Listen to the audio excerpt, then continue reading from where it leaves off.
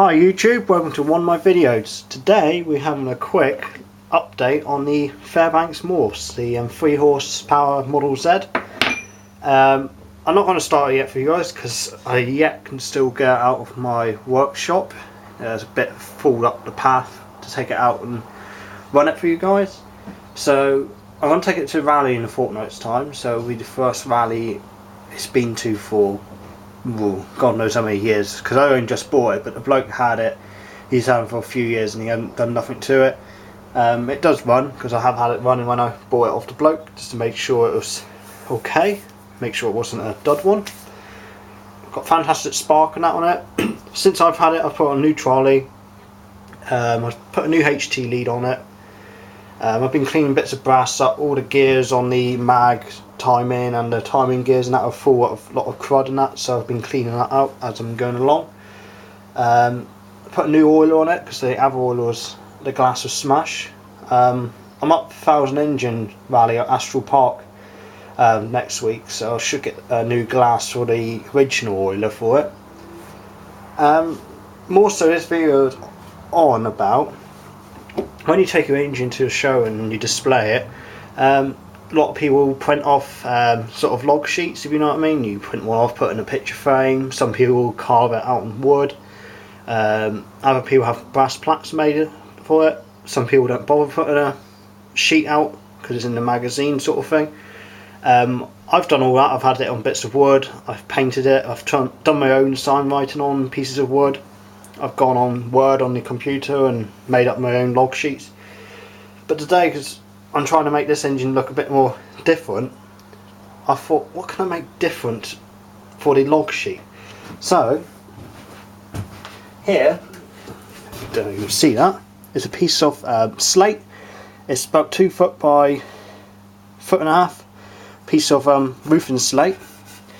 What I've done, it was gone on Word on the computer and done all my lettering on it, made it the size I wanted it to be, and then I printed them out on pieces of card. This amount of lettering and word letters and numbers and that I got here, used about 3 A4 pieces of card from the printer. I used card because paper was a bit too thin for trying to cut out with a craft knife, so I used a card as long as your printer can take it. Print it out. I didn't print them out in black, I just printed it out in a pale blue just not to waste ink. So just sat down for about half an hour, bit of quietness at home with a craft knife and cut out all the letters. And then you got a template then. So then you stick your template on, and as I've gone for here is gold spray paint. Trick is for spraying it, you don't need it on the coat because the quicker you can do it the better, because the more you mess around with it you get runs underneath the sort of card template. So I put the template on and hold the spray can back probably about 6 inches or so and just give it a gentle mist over a few times. You hold it closer, it'll blow underneath the sort of template, if you know what I mean. It has done a little bit in a few places, but if I really want to I can get a little bit of a wire brush or something, just clean it off a bit. So done that, and after about 10 minutes letting it dry, I pulled all the paper off, or the card templates, and then got a black marker pen and highlighted all the edges. Reason I've done it with such a big piece of slate, one, to make it a bit more so bigger letters and that can stand out easier. I've got quite a gap at the bottom, as you can see, but when I eventually find more of the history of the engine, I could print some more out and do the same on the bottom. Obviously I can put my name and or owner's name, that obviously be me, on the bottom of it.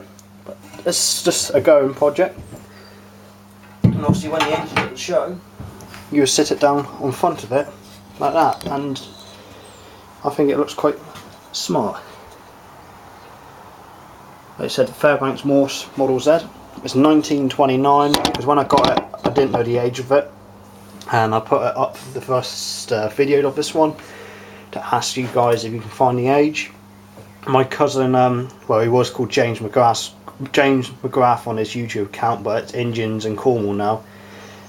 He found the age for me and it was 1929, so same age as my Fuller and Johnson.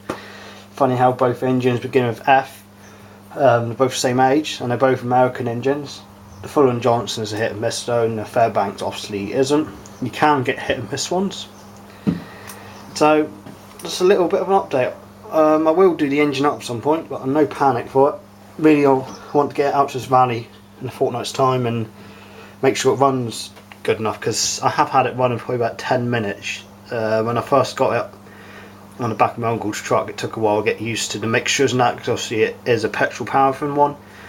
For the moment, I'm not going to run it on petrol paraffin. I'm feeling a little bit, what's the saying, a bit rich to put a bit too much petrol in it for the minute, but I want to get it run on petrol nice first and then see how much it does burn of petrol, because most of my engines drink about, the most hit and misses here probably drink about half a gallon over a weekend of running, where Lister D I drink half a gallon a day, so, and my Wolseley drinks half a gallon a day, so I don't mind if this is going to drink that. It might even drink nearly a gallon a day, but for the amount of shows I'm going to take this one around, it ain't going to bother me for the odd occasion of the year for putting a bit of fuel in it.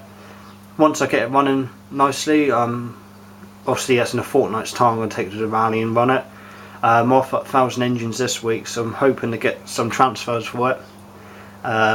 Trying to find a spec plate for the front because that's missing, but I don't know this one had it in the first place because there's no holes there or nothing. I want to get original fairbanks pulley for the offside there near the exhaust pipe. It hasn't got one on it, so I'm hoping to get a bolt on one like the original fairbanks, or I measure the shaft size and get one to fit onto the shaft. Obviously I've got to see how it runs this weekend. The fuel tank when I got it, it was empty, so it looked quite clean from looking down into it. So it's filled up to the top now just to make sure it wasn't leaking. So it's got a full tank of fuel in it, as the Americans say, a full tank of gas. Looking quite clean, but I'll not be surprised after running it for a bit it might play up a bit, getting a bit of dirt in the bottom of the tank or something. So if it does, I'll have to get an engine crane here or something. I'll take it down my mate's place and use his engine crane and take the engine off by the 4 bolts on the area all around. So it lifts it off the cast iron base, which is on the plinth, and then the fuel tank is underneath that. I think you got to take the engine off the plinth and then you turn the plinth upside down, and then there's bolts at the top before you can take the tank out. It's a funny setup. So when I do it, I'll make sure it's fully cleaned out, so I won't have to worry about doing it all over again.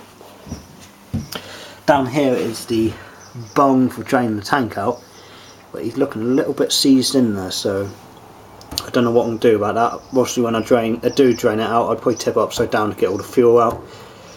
I might run a lot of water through the tank and probably drill that out and tap it and put another nut there. As long as it's any nut will do, as long as I can get the fuel out of it.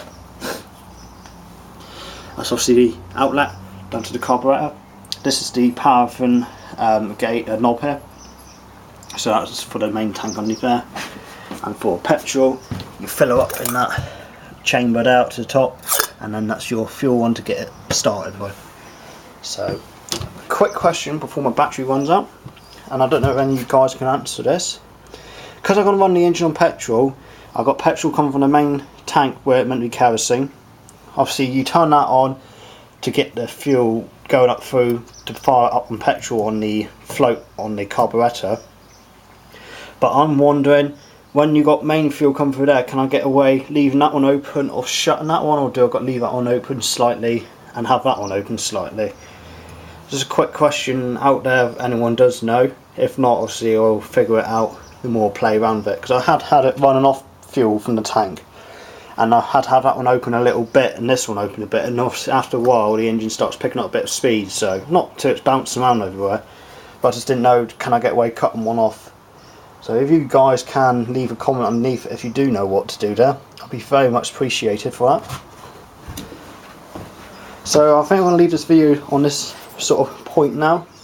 Like I said, mainly on this plate, but I had a bit of an update on the engine at the same time. So hopefully you will see a video of this engine running in a fortnight's time. So thank you for watching, and please subscribe and like, and I'll join you again in another video, which will probably be the video I'll be filming off when I'm up 1,000 Engines when I come back. So look forward to that video, you guys, and thanks for watching. Tune in and see you again.